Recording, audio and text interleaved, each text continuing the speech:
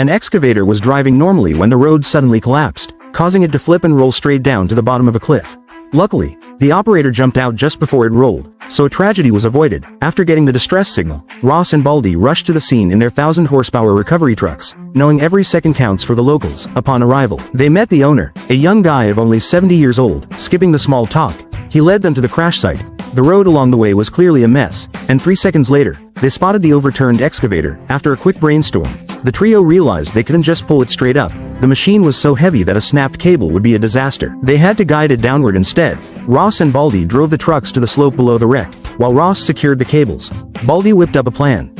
Use the winches from both trucks to drag the excavator down. They got to work, and once hooked up, both trucks pulled together. Sure enough, the excavator started moving. It was slow going but very safe. As it descended, Baldy adjusted the tension, letting momentum flip the machine back over. He flashed a mysterious smile. Everything was under control.